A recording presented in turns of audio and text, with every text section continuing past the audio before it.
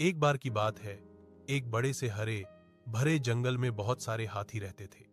वे रोज तालाब में नहाने जाते, मस्ती करते और फिर अपने झुंड के साथ वापस लौट आते। उसी रास्ते में जमीन के नीचे एक छोटा सा बिल था। चूहों का राजा चिल्लाता है, कृपया दूसरा रास्ता लें।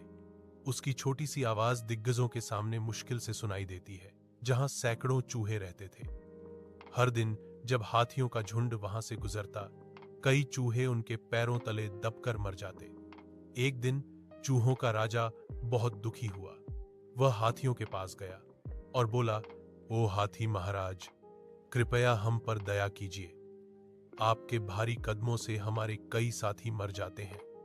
अगर आप चाहें तो थोड़ा दूसरा रास्ता ले सकते हैं। हाथियों का राजा मुस्कुराया और बोला, छोटे दोस्त, चिंता मत करो। आज से हम तुम्हारे बिल के पास से नहीं गुजरेंगे। उस दिन से हाथियों और चूहों के बीच सच्ची दोस्ती हो गई। दोनों एक दूसरे का आदर करने लगे और जंगल में शांति छा गई। कुछ दिनों बाद शिकारी जंगल में आए। उन्होंने हाथियों को पकड़ने के लिए एक बहुत बड़ा जाल बिछाया। बेचारे हाथी उस जाल में फंस गए। उन्होंने बहुत कोशिश की, लेकिन निकल नहीं पाए। हाथियों का राजा दुखी होकर बोला, काश हमारे छोटे दोस्त यहां होते, वो जरूर हमारी मदद करते। हाथियों की आवाज सुनकर चूहों का राजा अपने सारे साथियों के साथ वहां पहुंचा। उसने कहा, महाराज, चिंता मत कीजिए, हम सब हैं ना आपकी मदद के लिए। सैकड़ों चूहे अपने तेज दांतों से रस्सियां काटने लगे। धीरे धीरे जाल खुल गया और सभी हाथी आजाद हो गए। हाथियों का राजा बहुत खुश हुआ। उसने कहा, धन्यवाद मेरे छोटे दोस्तों, आज तुमने हमें बचा लिया।